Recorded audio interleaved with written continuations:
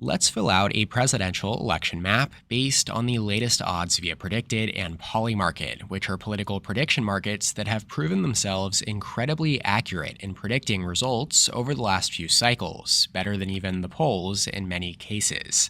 Now, as of recording this video, Donald Trump is favored to win the presidency with 56% odds, according to Polymarket, as Joe Biden trails behind with 36% odds, and a smattering of other hypothetical and real candidates, including Robert F. Kennedy Jr., are all below 5%.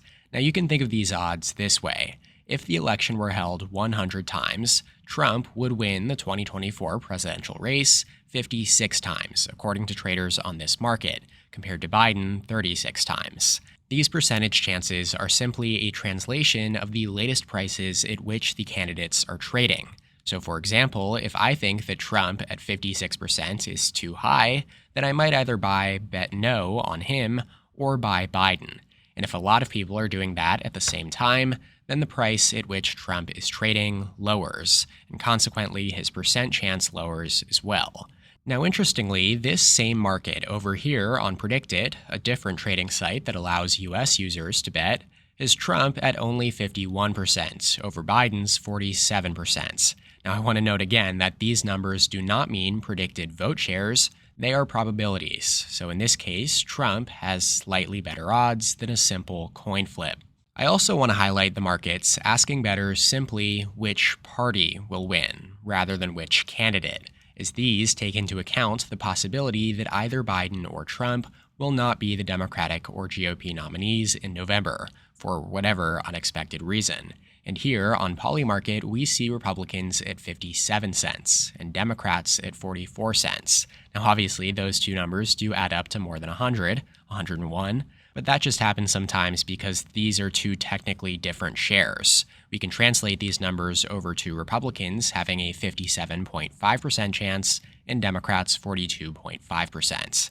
Now, one way to look at these markets and why they are often more accurate than the polls is that people spending their own money to bet on these outcomes are those paying very close attention to all of the different factors and data that might influence the outcome on election night, whereas polls simply capture public opinion at a very specific moment in time.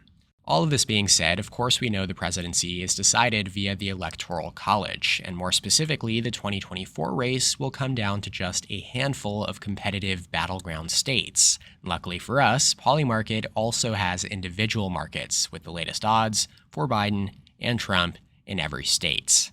Now, the first thing we should do with this information is label all of the states in which Biden and Trump have a better than 90% chance of winning. The solid blue states for Joe Biden include Washington, Oregon, California, and Hawaii, Colorado, Illinois, New York, Maine's 1st Congressional District, then we have Vermont, Connecticut, New Jersey, Delaware, Maryland, D.C., Rhode Island, and Massachusetts. Biden is expected to win each of these states and the District of Columbia, Washington, D.C., by very large margins this November, just as he did in 2020. For Trump, on the other hand, his solid red states are Alaska, Utah, Idaho, Wyoming, Montana, North and South Dakota, Nebraska statewide and the 1st and 3rd districts here, Kansas, Oklahoma, Iowa, Missouri, Arkansas, Louisiana, Mississippi, Alabama, Tennessee, Kentucky, Indiana, Ohio, West Virginia, South Carolina, and Florida. Yes, Florida. As recently as 2016, it was pretty widely considered the most essential battleground on the map.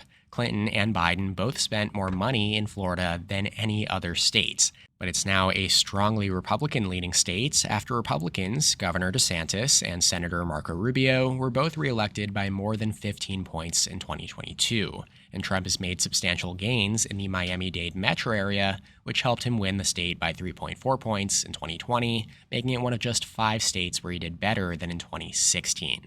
You probably also noticed Ohio and Iowa as solid R states here. They were also key battlegrounds as recently as 2016, but they did vote for Trump by more than 8 points in 2016 and then again in 2020, thanks in large part to his growing appeal to non-college white voters in this greater region. So that brings us down to just 13 competitive states here remaining without a rating that combine for 169 electoral votes. Joe Biden holds a slight advantage right now among the non-competitive states with 191 electoral votes, and Donald Trump has 178. Next, let's label all of the states where either candidate has a better than 75% chance, yet below 90% of winning. These are going to be our likely states, colored in the second darkest shade of blue or red. And so for Trump, that includes Texas, the Lone Star state with 40 electoral votes, the second most of any state. The former president has an 89% chance of winning Texas, according to Polymarket. That's just below the safe red cutoff at 90%. His 5.6-point victory in 2020 was the narrowest for a Republican presidential candidate since 1996. And Joe Biden did receive 46.5% of the statewide vote in 2020, the most since Carter in 1976, when Texas last went blue. But that being said, even as urban areas like Dallas, Houston, and San Antonio have trended to the left, growing GOP support among Hispanics in South Texas, the Rio Grande Valley, has dampened Democratic hopes of flipping the state anytime soon, and Trump has led in polling by a comfortable margin all cycle long. Now, our second of the two likely Trump states is North Carolina. 16 electoral votes, it gained one in the census. Trump has a 78% chance of winning North Carolina, according to Polymarket. Now, that might seem high at first glance, given that Trump won North Carolina by a point in 2020, but it has not elected a Democrat to federal office since Barack Obama in 2008. The GOP has won the last 3 presidential and last 5 Senate races, plus Trump has also held a consistently strong advantage in the polls, especially here in the full field average from DDHQ that includes RFK and the other third-party candidates not listed here, where the independent has qualified for the ballots. I also almost forgot to include Maine's 2nd district as a likely red state here for Trump. Maine and Nebraska split their electoral votes, awarding 2 to the statewide winner and then 1 per congressional district. Trump won the 2nd district in Maine by 10 points in 2016 and 7 points in 2020, and he's got an 88% chance right now, according to Polymarket. So that raises Trump up to 235 electoral votes as he inches a heck of a lot closer to the magic number, 270, needed to win the presidency. Now let's fill out the likely blue states. For Joe Biden, that includes New Mexico, which he won by 10 points in 2020. Out of all of the states he won in 2020, New Mexico was the 3rd most rural and ranked 2nd lowest in proportion of residents with a college degree. That ranks only behind swing state Nevada. Now, those demographic factors do suggest that Republicans could become more competitive here over the coming years, plus the fact that New Mexico is more Hispanic than any state in the U.S., and Republicans have made gains with Hispanics in recent elections. Nevertheless, betting markets still give Biden an 85% chance of winning, as early polls have shown him with a comfortable advantage, and a swing of 10 polls in favor of Trump in just 4 years is very unlikely. Biden also has a better than 75% chance in Minnesota, so it's also likely Democrat. He won by 7 points here in 2020 after Trump came within 1.5 points of Hillary Clinton in 2016. Though Minnesota does hold the longest active streak of voting blue in the country, as it's voted Democrat in 12 straight cycles. The latest odds place Biden's chances at 77% here. Next is Virginia, a likely blue state here, Biden plus 10 in 2020. He's the first Democrat since 1944 to carry the Commonwealth by double digits. That's largely due to the growth and diversification of Northern Virginia, including the D.C. suburbs, that have shifted hard left. This, combined with sliding suburban support for Trump, enabled Biden's victory in 2020 without his campaign even spending that much time there. According to Polymarket, the president's chances here in Virginia in 2024 sit at 81% right now, between New Mexico and Minnesota. Finally, up here in the New England region, both New Hampshire and Maine are likely blue. Polymarket has Biden at 76% in New Hampshire, just over the cutoff to be a lean blue state. He won here by a similar margin to Minnesota, 7 points, after Hillary Clinton only won by 0.4% in 2016, less than 3,000 votes. Though it is hard to imagine Trump flipping New Hampshire this November, even in a good environment for him. The same can be said in Maine, which has not voted Republican since 1988, and Biden won by 9 points in 2020. He currently has an 85% chance of holding it in 2024. Now that brings Biden up to 225 electoral votes, 10 votes below Trump right now, with just 6 states and the 2nd district in Nebraska remaining as not yet rated. And these states combine for 78 electoral votes. These are the 78 votes that will, in all likelihood, decide the White House this November, as they were each decided by less than 3 points in 2020. And with the exception of Nevada, they all backed Trump in 2016, before then flipping to Biden in 2020. Let's start with the highest odds, and then proceed down to the lowest, so Nebraska's 2nd congressional district. Taking a look over at the market via Polymarket here, we see Joe Biden with a 72% chance of winning. Now this makes sense, as the president did carry this district by 6 points in 2020, and it is rapidly Dem trending. Nebraska 02 is pretty much entirely based around Omaha, and is therefore very urban, and has a large number of college graduates, 2 demographic factors that have favored Democratic candidates over the last 2 decades. And so, going back over to the map, we're going to place it down as leaning blue. Probabilities between 60 to 75% will be marked down as lean, while those below 60% are tilt.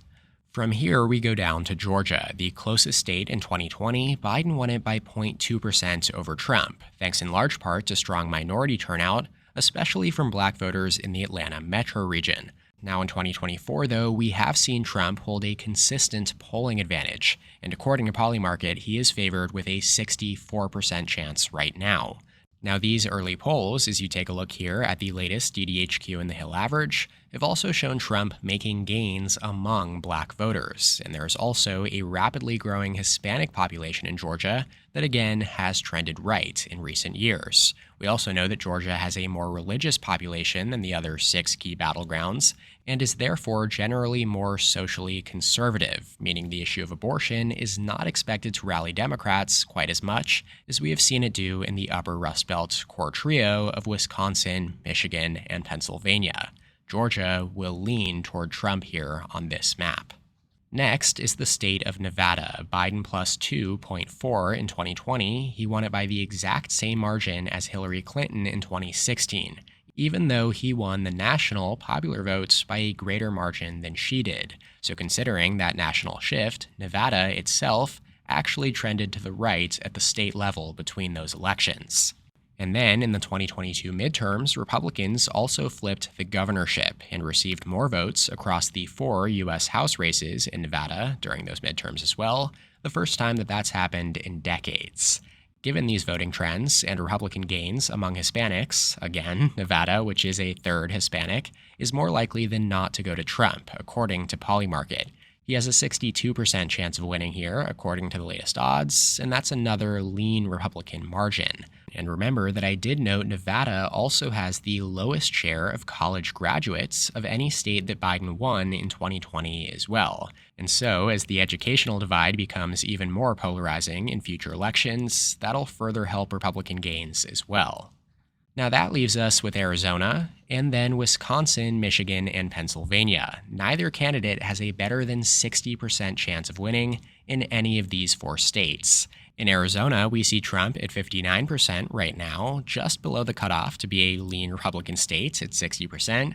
Arizona was the second closest state in 2020 after Georgia at Biden plus 0.3.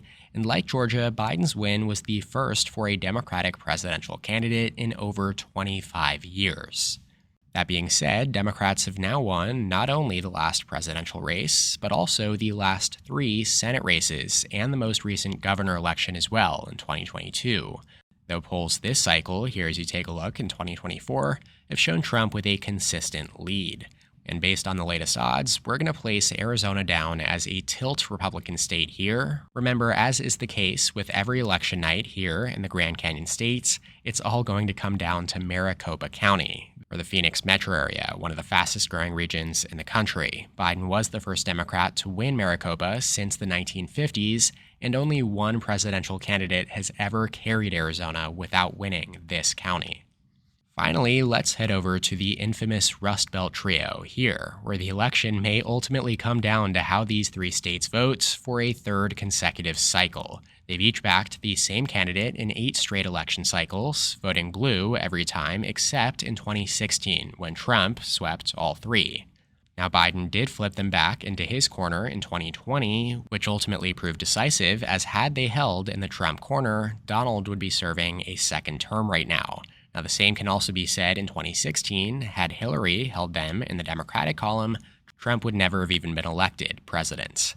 To that end, everyone is going to be keeping a very close eye on the trends in these 3 states, where we have seen Biden perform relatively well in the polls compared to the Sun Belt states. Biden now leads in Wisconsin and Michigan, according to the Decision Desk HQ in the Hill, full field averages, including RFK and other third parties, while Trump has a lead of less than half a point in Pennsylvania.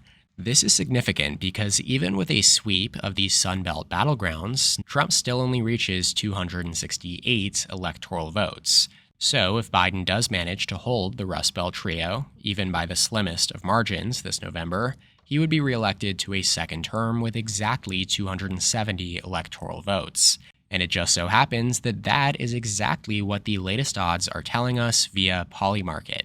Joe Biden has a 52% chance of winning Wisconsin, with Trump at 46%. $237,000 have been bet on this market, $128,000 of which has been placed on Biden or Democrats.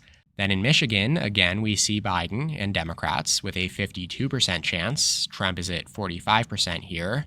And again, in the Pennsylvania market, Joe Biden also has a 52% chance of winning, with Trump and Republicans at 49%.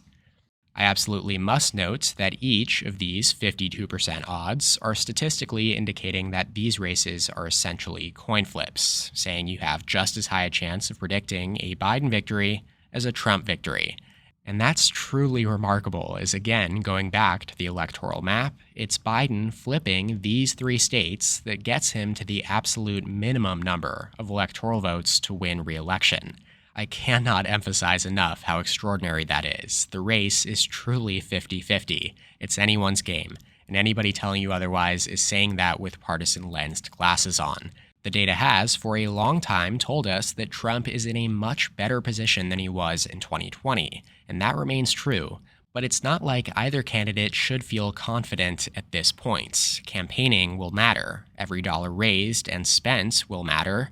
And ultimately, every vote will matter. That does it for today's video. Let me know in the comments what you think of this map, as well as any other videos you would like to see in the future. Shout out to my channel members on screen here. Thank you so much for your support. If you'd like to become a member, go ahead and click the join button below this video to receive exclusive perks. Make sure to subscribe to my channel down below as well, and check out my election forecasting site at electionpredictionsofficial.com, and please leave a like on this video if you enjoyed it. You can check out more content from my channel here, and as always, thank you so much for watching. I'll see you next time. EP out.